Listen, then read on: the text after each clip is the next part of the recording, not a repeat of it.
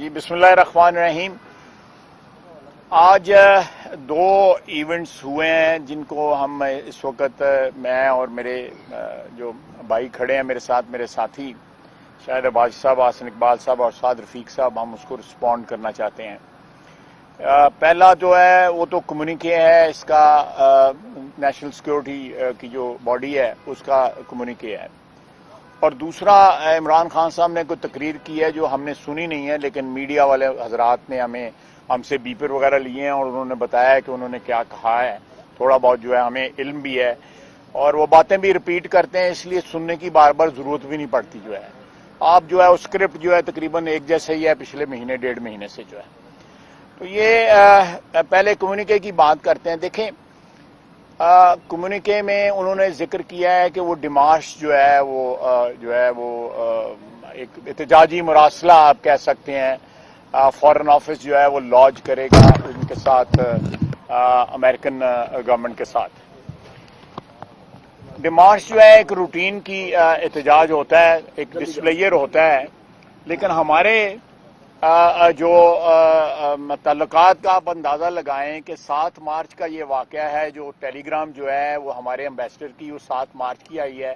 21 مارچ کو ہم نے U S deputy secretary of state کو جو ہے او آئی سی میں بلایا تھا، جس کے ساتھ ان کا کوئی تعلق نہیں ہے، بلکہ او آئی سی کے امریکہ کے ساتھ بڑے گلے اور شکایتیں ہیں جو فلسطین میں یا کشمیر میں یا برما میں جو مسلمانوں کے ساتھ جو کچھ ہو رہا ہے، لیکن ہم نے ان کو یہاں پہ ہوسٹ کیا ہوا تھا، as a special guest in کو یہاں پہ بلایا ہوا تھا۔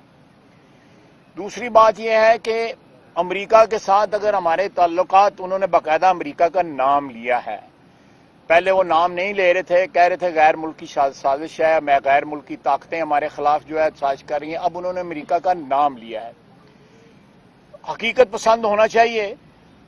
اگر امریکہ ہمارے خلاف ہے یا امریکہ ہمیں تنگ کرنا چاہتا ہے یا ہم پہ زندگی اجیرن کرنا چاہتا ہے، تو یہ آئی ایم ایف کے قرضے ہمیں نہ ملیں، ورلڈ بینک کے قرضے ہمیں نہ ملیں، ہمیں جو ہے ایف اے ٹی ایف میں گرے سے بلیک میں جو ہے ٹرانسفر کر دیا جائے، جی ایس پی پلس جو ہے وہ فیسلٹی ہمیں مہیا نہ کی جائے۔ یہ سارے کے سارے سورسز جو ہیں جو ہمیں اس وقت زندہ رکھ رہے ہیں فائنینشلی، اکنامکلی، وہ سارے کے سارے فورن سورسز ہیں۔ ہمارے لوکل سورسز جو ہے وہ آلموسٹ ڈرائی اپ ہو چکے ہوئے ہیں۔ تو اگر یہ ساری فیسلٹیز وہاں ابھی موجود ہیں، امریکہ نے کٹ آف نہیں کی، تو اس سے کوئی دشمنی کی، امریکی دشمنی کی کوئی شہادت نہیں ملتی، سوائے یہ مراسلہ جو وہ لہرا رہے ہیں، اور وہ ہمارے امبیسڈر کا لکھا ہوا ہے۔ ہر امبیسی جو ہے وہ کسی نہ کسی جہاں پہ ملاقات ہوتی ہے، میٹنگ ہوتی ہے، اس کی ایک ٹیلی گرام بھجواتی ہے جو کوڈڈ ہوتی ہے، یہاں پہ ڈی کوڈ ہوتی ہے اور وہ پڑھی جاتی ہے۔ جو رسپانس انہوں نے دیا ہے ڈیمارش کا کہ احتجاج کر دیا ہے، چلیں احتجاج آپ نے کر دیا، لیکن اس کو پولیٹیکل ایشو جو ہے یہ بنایا جا رہا ہے، اس کو جو ہے اپنی مظلومیت جو ہے وہ بتائی جا رہی ہے کہ مجھے ٹارگٹ کیا جا رہا ہے۔ اور چند میرا خیال ہے 1.5 سال قبل کی بات ہے، امریکہ جو ہے یہ واپس آئے تھے تو انہوں نے کہا تھا کہ میں 92 کے کپ سے جیتنے کی اتنی خوشی نہیں ہوئی تھی جتنی مجھے امریکہ کے ٹور پہ ہوئی ہے۔ تو جب اس قسم کی باتیں ہوتی ہیں تو اس کے بعد جو ہے یہ، اور دوسرا یہ ہے کہ یہ سارا شور جو ہے 7 مارچ کو جب یہ آیا تھا تو اس وقت کیوں نہیں ٹیک اپ کیا گیا؟ نیشنل سیکورٹی کمیٹی کی میٹنگ اس وقت کیوں نہیں بلائی گئی جو ہے؟ یہ 3 ہفتے کے بعد کیوں بلائی گئی ہے؟ جب عین موقع جو ہے آ چکا ہے عدم اعتماد کی تحریک کا، جب شکست جو ہے سامنے جو ہے نوشتہ دیوار بنی ہوئی ہے، جب 177 ووٹ جو ہیں وہ اپوزیشن کے بینچز کے اوپر بیٹھے ہوئے ہیں اس وقت، اور 20، 21، 22 جو ہے اور اراکین جو ہے موجود ہیں اس وقت جو ہے، تو ایک بندہ جو سیاسی طور پہ دیوالیہ ہو چکا ہے، اس کے پاس سوائے الزامات لگانے کے اور کوئی چیز نہیں رہ گئی، کوئی چیز نہیں رہ گئی۔ میں آپ دیکھیں پچھلے ایک ہفتے کے اندر، مارچ کے اندر، ایک مہینے کے اندر 4.2 بلین ڈالر ہمارے فارن ایکسچینج ریزرو ڈراپ ہوئے ہیں، اور بات ہم پہ الزام لگاتے ہیں بین الاقوامی سازشوں کا، مال سارا توڑتے رہے ہیں یہ اپنی پارٹی کے لیے بھی، اور ٹرسٹ ہاسپٹل کا بھی وہاں پہ ٹرانسفر کرتے ہیں، وہ سارے کا سارا باہر سے ہے۔ فارن فنڈنگ کیس کیا ہے؟ باہر کے ممالک ان کو فنڈ کرتے رہے ہیں۔ غیر جو مسلم جو ہیں، غیر پاکستانی جو ہیں، جو پاکستانی اوریجن کے لوگ نہیں ہیں، وہ ان کو فنڈ کرتے رہے ہیں۔ انڈیا فنڈ کرتا رہا ہے، اسرائیل فنڈ کرتا رہا ہے، ہم پہ غیر ملکی سازش کا الزام لگاتے ہیں یہ جب. اور دوسرا سب سے بڑی بات ہے، میں نے 2-3 فکرے ان کے سنے ہیں، وہ مذہب پہ آج کل بڑا زور دے رہے ہیں. دیکھیں اس ملک میں بہت زیادہ آلریڈی تفرقے ہیں، بہت زیادہ تفریق ہے. مذہب کے نام پہ اس ملک کو ڈیوائیڈ نہ کریں، مذہب کو سیاست میں نہ گھسیٹیں. سیاست میں بہت سارے ایسے کام ہوتے ہیں جو پسند نہیں کیے جاتے، میں ان کی تفصیل میں نہیں جاتے. ہمارا مذہب جو ہے وہ ہمارا ایمان ہے، ہمارے وجود کا جو ہے ایک ریزن ہے، وہ ہمارے وجود کا جو ہے اس کی وجہ سے ہے سارا کچھ جو ہے. اس کو مذہب کو بار بار کہ شیطان جو ہے وہ پہلے یہ تھا، پھر وہ یہ ہو گیا، پھر یہ. اب وہ عالم دین بھی بن گئے ہوئے ہیں، سیاست ان کو آئی نہیں ہے 4 سال میں، اب وہ عالم دین بن گئے ہیں، پتہ نہیں کیا کیا بن جائیں گے. پرسوں جو ہے ترسوں جو ہے اگر وہ ہو گیا جو ہے ووٹ آف نو کانفیڈنس پاس ہو گیا تو ہو سکتا ہے جنگلوں کی راہ لے لیں، کوئی اور کو سادھو بن جائیں، کوئی کسی پیر فقیر بن جائے، لمبا جائے کرتا پا کے جڑائے گا بازار ہی پھرنے شروع کر دیں. تو یہ اچھا نہیں لگتا.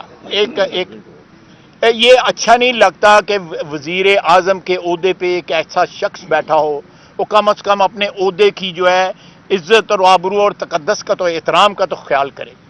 اگر آج فوجی قیادت ان کے ساتھ بیٹھی ہوئی تھی تو یہ فوجی قیادت کو بلاتے، جس طرح آج بلایا انہوں نے، 3 چیفز آئے ہوئے تھے، جوائنٹ چیف آئے ہوئے تھے، ان کو بلاتے. 7 تاریخ کو آپ کو آیا، 8 تاریخ کو بلاتے، 9 تاریخ کو بلاتے، 10 کو بلاتے، 12 کو، 18 کو، 19 کو بلاتے، 21 کو بلاتے. 27 تاریخ کو جلسے میں اناؤنس کیا، جیب میں سے نکال کے کاغذ جو ہے لہرایا اور پھر اس کے بعد رونا شروع کر دیا. یہ تو کہتا تھا میں تمہیں رلاؤں گا، خود رونا شروع کر دیا ادھر. تو یہ اس قسم کے ڈکوسلے جو ہے پاکستان کی عوام کی اجتماعی شعور کی توہین ہے کہ وہ یہ اس چیز کو جو ہے بائے کر لیں گے یا اس بات کو جو ہے اس کے اوپر یقین کر لیں گے. اس میں کوئی شک شبہ نہیں ہے کہ اس وقت تک امریکہ جو ہے ایک ایسی واحد طاقت ہے جو ہمارے لیے بہت سی معاشی مشکلات جو ہے وہ جو ہے کریٹ کر سکتی ہے. ہمیں تمام ملکوں کے ساتھ اچھے تعلقات چاہیے. ہمارے ریجن کے اندر ہمارے دوست موجود ہیں، چین موجود ہے، ہمارے عرب بھائی موجود ہیں، گلف کے ممالک موجود ہیں، روس موجود ہے. ہمیں سب کے ساتھ اچھے تعلقات چاہیے. ہمیں اپنے اندرونی معاملات کو مد نظر رکھ کے یا اپنے مفادات کو مد نظر رکھ کے کسی ملک کے ساتھ جو ہے اپنے تعلقات خراب نہیں کرنے چاہیے. مقصد کوئی اور ہے اور اس کے لیے جو ہے ٹارگٹ کیا جا رہا ہے. امریکہ جو ہے اگر جو ہے وہ چاہے تو اس وقت پاکستان کے لیے اتنی معاشی جو ہے ڈیفیکلٹیز کریٹ کر سکتا ہے کہ میں سمجھتا ہوں کہ ہو سکتا ہے ہم جو ہے جو ہمارا آئل بل جو ہے ادا کرنے کے لیے ہمارے پاس پیسے نہ رہیں. آلریڈی جو معاشی حالات جو ہیں ہمارے انتہائی مخدوش ہیں. یہ سارے وینٹیلیٹر جو ہے نا یہ لگے ہوئے ہیں امریکہ کی مرضی سے لگے ہوئے ہیں. امریکہ چاہے تو یہ سارے کے سارے جو ہمیں جو اس وقت ڈرپس لگی ہوئی ہیں یا وینٹیلیٹر لگے ہوئے ہیں سارے کے سارے آف ہو جاتے ہیں. تو ہمیں تعلقات ان کے ساتھ ضرور رکھنے چاہیے، خود انحصاری کی طرف ضرور سفر کرنا چاہیے تاکہ ہم ان کے جو ہے اس طرح ماتحت نہ ہو جائیں، تابع نہ ہو جائیں معاشی طور کے اوپر.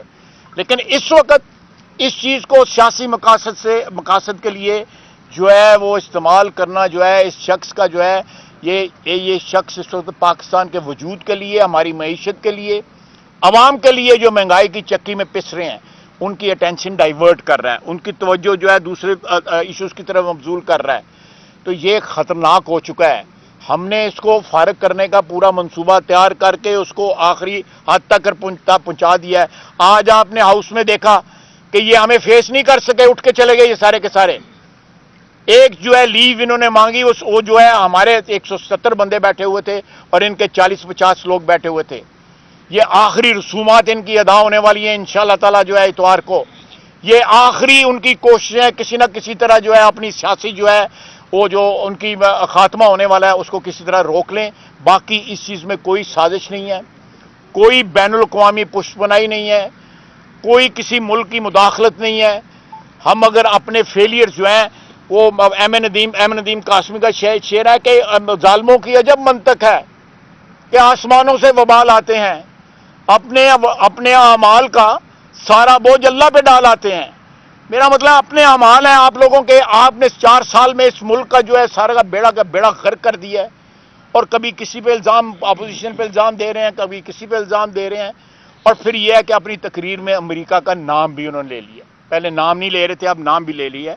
میں سمجھتا ہوں کہ یہ تقریر جو ہے یا آج کی جو میٹنگ جو تھی، اس نے کوئی پاکستان کا جو نیشنل انٹرسٹ نہیں سرو کیا. اگر وہاں پہ ہمارے جو امبیسڈر تھے ڈاکٹر اسد صاحب جو ہے، انہوں نے مناسب سمجھا، انہوں نے یہاں پہ کمیونیکیٹ کیا. اگر اس وقت اٹھایا جاتا، یہ آفٹر تھاٹ جو ہے جو آئی جو ہے تین ہفتوں کے بعد جو ہے، اس کے سوائے سیاسی موٹیوز کے اور کوئی موٹیو نہیں ہے. پاکستان کی محبت نہیں جاگی ان کے لیے، یہ اپنی کرسی کی محبت جاگی ہے جو ڈول رہی ہے اس وقت. وما علینا الا البلاغ. جی بسم اللہ الرحمن الرحیم. آج پارلیمان میں 173 افراد نے اپوزیشن کے بینچ پر کھڑے ہو کر یہ ثابت کر دیا کہ عمران خان کی حکومت ختم ہو چکی ہے، وہ اکثریت کھو چکا ہے. وہ اکثریت کھونے کے بعد لگتا یہ ہے کہ اپنا دماغ بھی کھو چکے ہیں.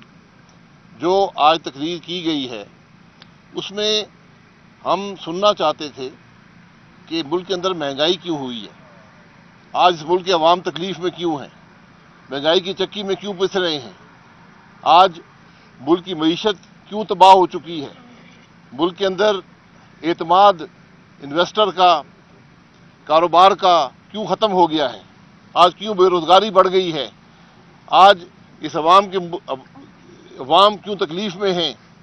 اس کا ایک لفظ بھی اس شخص نے، جس نے تقریباً 4 سال اس ملک پر حکومت کی ہے، ہر ایک کی سپورٹ سے حکومت کی ہے، آج وہ عوام کی بات کرنے سے قاصر ہے. الحمدللہ یہ 23 کروڑ مسلمانوں کا ملک ہے.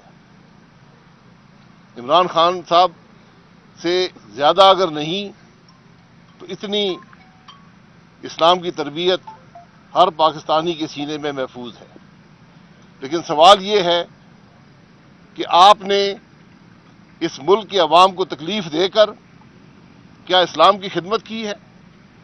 کیا آپ نے اس ملک کو بدنام کر کر اسلام کی خدمت کی ہے؟ جو ریاست مدینہ کے دعوے دار تھے وہ اسلام کی تاریخ تو پڑھ لیں. کیا جو اسلام کے ریاست مدینہ میں اور جو اسلام کے خلفاء تھے، کیا وہ لوگوں کو گالیاں نکالا کرتے تھے؟ کیا وہ دھمکیاں دیا کرتے تھے؟ ہم نے پہلے دن سے کہا تھا کہ ہم حاضر ہیں، ہماری حکومت میں ایک پیسے بھی کرپشن ہو. ابھی بھی عمران خان کے پاس 2 دن باقی ہیں، کیس بنائے اور بھیج دے نیب کو. ہم انشاءاللہ ہم نے پوری لگن کے ساتھ اس ملک کی خدمت کی، مسائل کو حل کیا، بغیر کرپشن کی حکومت چلائی، اور انشاءاللہ آپ کو دکھائیں گے کہ اس عمران خان کی کرپشن، بزدار کی کرپشن، ان کے وزراء کی کرپشن کہ کہانیاں نہیں، ان کے ثبوت انشاءاللہ آپ کے سامنے آئیں گے. ان کی کتابیں بھری جائیں گی، جلدیں بھری جائیں گی ان کی کرپشن کی. یہ آج صرف اپنی کرپشن کو چھپانے کے لیے آج یہ طرح طرح کی باتیں کرتے ہیں. کبھی این آر او مانگتے ہیں، انشاءاللہ یہ این آر او نہیں ملے گا. بسم اللہ الرحمن الرحیم. آج عمران نیازی صاحب نے جو قوم سے خطاب کیا ہے، یہ وہی ریکارڈ پلے کیا ہے جو پچھلے کئی سالوں سے 2014 سے جو ڈی چوک پہ وہ تقریریں کرتے تھے، اسی کیسٹ کو دوبارہ چلایا. میں آج بحیثیت پاکستانی بہت خوفزدہ ہوں کہ پاکستان کا وزیر اعظم ایک ایسا شخص ہے جو گرینڈیوز نارسزم کا شکار ہے. خود پرستی، انا پرستی میں اس حد تک اندھا ہو چکا ہے کہ وہ اپنے علاوہ ہر چیز کو سیاہ دیکھ رہا ہے. آج عمران نیازی صاحب نے کہا کہ میں ایمان کی علامت ہوں، باقی سب ایمان سے محروم ہیں. وہ اکیلے پاکستانی ہیں، باقی سب غدار ہیں. وہ ایک محب وطن ہیں، باقی اس ملک کی تمام جمہوری قوتیں وہ بیرونی ایجنٹ ہیں. جب کوئی شخص ایسی باتیں کرتا ہے تو اس کو نفسیاتی معائنے کی ضرورت ہوتی ہے. میں سمجھتا ہوں کہ عمران نیازی صاحب کو نفسیاتی معائنے کی ضرورت ہے اور وہ پاکستان کے لیے سیکیورٹی تھریٹ بن چکے ہیں. وہ پاکستان کے ریاستی مفادات کو اپنے اقتدار کی بھینٹ چڑھا رہے ہیں۔ آج یہ کہتے ہیں میں آزاد خارجہ پالیسی کا چیمپئن ہوں۔ عمران نیازی صاحب، آزاد خارجہ پالیسی مضبوط معیشت کے ساتھ بنتی ہے۔ ہم نے جب آپ کو معیشت دی تھی 6% گروتھ کے اوپر چھوڑی تھی، آپ نے اس کو کریش کر کے -% تک لے گئے۔ جب آپ کے 4 سال کی حکومت کا حساب لگایا جائے تو آپ نے مسلم لیگ نون اور پیپلز پارٹی دونوں کے ادوار سے زیادہ قرضوں میں اس ملک کو جکڑ دیا ہے۔ ہم نے قرض اگر 10,000 ارب لیا تو 11,000 میگا واٹ بجلی کے منصوبے لگائے، 2,000 کلومیٹر موٹر ویز بنائیں۔ آپ نے 22,000 ارب کا قرضہ لے کر ایک اینٹ بھی نہیں لگائی۔ میں آپ کو چیلنج کرتا ہوں، عمران نیازی صاحب، آپ نے کہا کہ ہم نے وہ کام کیے جو پاکستان میں کوئی حکومت نے پہلے نہیں کیے۔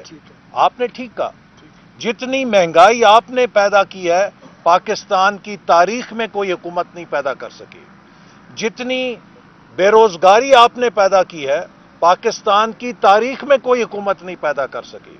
جتنے قرضے آپ نے لیے ہیں اس ملک کے گردن پہ، کوئی حکومت اس سے پہلے اتنے قرضے نہیں لے سکی۔ جتنے لوگوں کو آپ نے غربت کی لکیر سے نیچے پھینکا ہے، غریب کیا ہے، کوئی حکومت کسی کے دور میں غربت اتنی نہیں پھیل سکی۔ جتنی سفارتی تنہائی آج پاکستان کو درپیش ہے، کسی حکومت کے دور میں ماضی میں اتنی سفارتی تنہائی نہیں تھی۔ ہمارے دور میں الحمدللہ ہم نے چین کے ساتھ مل کر سی پیک جیسے منصوبے کو 29 ارب ڈالر کی سرمایہ کاری کے ذریعے کامیاب کر کے دنیا کو دنگ کر دیا، اور 2017 میں امریکہ کے سفیر، برطانیہ کے سفیر، یورپ کے سفیر، جاپان کے سفیر ہمیں آ کر پوچھتے تھے کہ ہم سی پیک میں کہاں سرمایہ کاری کر سکتے ہیں۔ اور آپ کا دور ہے کہ آپ نے جو آزاد خارجہ پالیسی دی، کوئی پاکستان کا دوست ملک نہیں چھوڑا جس کے آگے کشکول لے کر آپ نہیں کھڑے ہو گئے ہیں۔ جناب عمران نیازی صاحب، کشکولوں کے ساتھ آزاد خارجہ پالیسی نہیں بنتی۔ آپ کس کو دھوکہ دے رہے ہیں؟ آپ نے پاکستان کی خود مختاری کو داؤ پہ لگایا اپنی ناکام معاشی پالیسیوں کے ذریعے۔ آپ پرائم منسٹر تھے، آپ پرائم لیکچرر نہیں ہیں۔ جو کوئی مسئلہ ہوتا ہے آپ نسیم حجازی کا ناول کھول کے بیٹھ جاتے ہیں، آپ لیکچر تاریخ پہ دینا شروع کر دیتے ہیں۔ آپ کے لیکچروں سے اس ملک کا کون سا مسئلہ آپ نے 4 سالوں میں حل کیا ہے؟ میں سمجھتا ہوں کہ آج اپوزیشن نے 173 کے قریب جو نمائندے پیش کیے، وہ 177 کی پارٹیز کی اسٹرینتھ ہے، جس میں پی ٹی آئی کا ایک بھی نمائندہ شامل نہیں ہے، اور آپ نے الزام لگایا کہ یہ ہارس ٹریڈنگ کر رہے ہیں۔ آج جو 177 کی آپ کے خلاف پارلیمان میں طاقت ہے، یہ سب وہ لوگ ہیں جو 2018 میں آپ کے خلاف ووٹ لے کر جیتے تھے۔ تو میں سمجھتا ہوں کہ یہ تحریک عدم اعتماد پاکستان کی محب وطن جمہوری قوتوں نے پیش کی ہے، اسے پاکستان کے عوام کی تائید حاصل ہے، اور آپ اپنی شکست کو تسلیم کرنے کی بجائے اس ملک کے اداروں کو، اس ملک کی ریاست کو، اور اس ملک کے امن کو، اور اس ملک کے مستقبل کو داؤ پر لگا رہے ہیں۔ ہم آپ کو اس کی اجازت نہیں دیں گے۔ بسم اللہ الرحمن الرحیم۔ ساری باتیں ہو چکی ہیں، تو مجھے یہ کہنا ہے کہ عمران خان صاحب بنیادی طور پہ میرا خیال ہے کہ ذہنی طور پہ کھسک گئے ہیں، کیونکہ جو کام وہ کرتے ہیں اس کے نتیجے میں آدمی ذہنی طور پہ کھسک جاتا ہے یا آسمان کی بلندیوں پہ پہنچ جاتا ہے۔ تو وہ ہو سکتا ہے ان کی حالت پہ اب ترس آتا ہے، وہ قابل رحم حالت ہے ان کی، کہ وہ ان کو اپنے سوائے باقی سب غدار نظر آ رہے ہیں۔ بنیادی طور پہ وہ ایک بددیانت آدمی ہے اور انٹلیکچولی ڈس آنیسٹ ہے۔ مودی کو ویلکم آپ کریں، کشمیر کا سودا آپ کریں، سی پیک کو آپ رول بیک کریں، اور پھر آپ یہ کہیں کہ غیر ملکی سازش ہو رہی ہے۔ یہ سازش آپ نے اپنے خلاف خود کی ہے، یہ آپ کی اپنی کرتوت ہے آپ نے اپنے ممبران کی عزت نہیں کی، آپ نے لوگوں کو بھوکا مار دیا، پاکستان کے اداروں کو آپ نے برباد کر دیا۔ لوگ جو ہیں آپ کے ساتھی آپ کی شکل دیکھنے کے لیے تیار نہیں ہے۔ ہمیں کچھ نہیں کرنا پڑا، جس کسی سے بات کی ہے وہ پہلے سے تیار تھا کہ ہماری جان چھڑاؤ اس نحوست سے جو تبدیلی کی شکل میں پاکستان پہ مسلط ہوئی ہے۔ میرا سوال صرف یہ ہے، سی پیک گیم چینجر تھا، اور سی پیک ہم پاکستان میں لے کے آئے اور مغرب کی بہت سی قوتوں کو یہ پسند نہیں تھا, سپر پاورز کو بھی پسند نہیں تھا. تم نے سی پیک کو رول بیک کیوں کیا؟ کوئی پروجیکٹ بتاؤ جو سی پیک کے نیچے تم نے چلایا ہے اور اس کو مکمل کیا ہے. سارے پروجیکٹ تو وزیر اعظم نواز شریف اس وقت کے اور حسن اقبال صاحب اور یہ ساری ٹیم کام کرتی رہی ہے. تو آدمی کو کچھ شرم حیا ہونی چاہیے. ان کے شرم حیا عمران خان آپ کے نزدیک سے نہیں گزری, اور اب فیس سیونگ مانگتے ہو. فیس سیونگ وہ آدمی مانگتا ہے جس کی اپنی آنر ہوتی ہے. اگر کوئی آنر ہے تو ریزائن کرو. اور خواجہ اسد صاحب کے الفاظ میں کلین بولڈ ہو گیا, اب پچ پہ لیٹ گیا, میں نے پچ نہیں چھوڑنی. تو بھائی اس طرح نہیں چلے گا. آپ کا یہ بھاشن ان لوگوں کے لیے ہے جو سمجھتے ہیں کہ آپ کوئی ستی سوتری ہے. آپ ستی سوتری نہیں ہے, آپ ذہنی طور پہ ایک آوارہ گرد آدمی ہے. اور آپ نے گالی کلچر کو اور بہتان کلچر کو انٹروڈیوس کروایا ہے. اس لیے, اور یہ جو آپ کہتے ہیں میں بڑا خطرناک ہوں, آپ کوئی 30 مار خان ہے. آپ نے کیا کیا ہے؟ خطرناک ہے. آپ نے کیا کیا ہے؟ اپنے ہتھی کچھ کیتا جائے کدی 5.5 گھنٹے کی جیل کاٹ کے کہتے ہو میں نے جدوجہد کی ہے, اور ان کا مذاق اڑاتے ہو جن کی نسلوں نے جدوجہد کی ہے, جنہوں نے پاکستان بنایا ہے, جنہوں نے فوجی عمریتوں کا اور سول عمریتوں کا مقابلہ کیا. تم نے کیا کیا؟ تم تو پرویز مشرف کے ٹاؤٹ تھے, اور جب وہاں سے تمہیں گھاس نہیں پڑی تو تم ہمارے ساتھ آ گئے تھے. تو اس لیے منہ سنبھال کے بات کرو, اور ہم آپ کو منہ توڑ جواب دیں گے اگر آپ زیادہ بات کریں گے. اور یہ آج بھی ہم نے مجبور ہو کے بات کی ہے. ہم تو پارلیمانی زبان میں آپ کا مقابلہ کرنا چاہتے ہیں, پارلیمانی انداز میں کرنا چاہتے ہیں. آپ بازی نہیں آتے, اور آپ کو شوق ہے چڑھو کنٹینر پہ. آپ بطور حکمران کنٹینر سے نیچے نہیں اترے. آپ نے 4 سال مرکز میں اور 9 سال آپ نے کے پی کے میں آپ نے حکمرانی کی ہے. آپ نے دیا گیا اس قوم کو, ہر چیز آپ نے لوٹی ہے. جب آپ جائیں گے پھر قوم کو پتہ لگے گا آپ نے توشہ خانے سے لے کے بلین ٹری سونامی تک کتنی گڑبڑ کی ہے. تو یہ بھاشن کسی اور کو دیں. ہم پاکستان بنانے والوں کی اولادیں ہیں جو آپ کے سامنے کھڑے ہیں. آپ ہم سے بڑے محب وطن نہیں ہو سکتے, اور حب الوطنی کا سرٹیفکیٹ عمران خان تم نہیں دے سکتے جو یہودیوں کی پیداوار ہے. میں نے یہ بات کبھی نہیں کی, لیکن تم نے ہمیں مجبور کر دیا ہے. میں تم بھی نہیں کہتا تھا, مگر تم اس قابل ہو کہ تمہیں تم ہی کہا جائے. لوگوں کو تانے دیتے ہو, اور لندن کے میئر کا الیکشن ہوتا ہے تو جو پاکستانی اوریجن کا صادق خان صاحب ہیں ان کو اپوز کرتے ہو, اور اپنے سابقہ یہودی رشتہ دار کو سپورٹ کرتے ہو اوپنلی.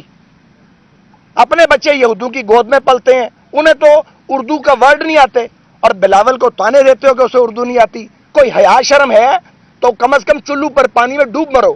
اب مقابلہ کرو تگڑے ہو کے, چوہے کی طرح ادھر ادھر نہ بھاگتے پھرو. شکریہ. صاحب آج اتنے سخت آپ لہجہ استعمال کر رہے ہیں, یہ کیا وجہ ہے؟ اور دوسرا یہ کہ آپ نے کہا تھا کہ ہم امریکہ کو اب ٹرسٹ نہیں کر سکتے. انڈیپینڈنٹ فارن پالیسی پہ اگر ڈیبیٹ ہو تو کیا اسٹیٹ کے تمام انسٹیٹیوشنز کو اکٹھا نہیں ہونا چاہیے؟ دیکھیں, بالکل اکٹھا ہونا چاہیے. میں 100% اتفاق کرتا ہوں میں آپ کی بات سے. لیکن میں نے اپنی ابھی جو میں نے گفتگو آپ کی خدمت میں پیش کی ہے اس میں نے یہ کہا ہے کہ ہمیں اس دنیا میں ایگزسٹ کرنے کے لیے ایک بیلنسڈ فارن پالیسی رکھنی پڑے گی.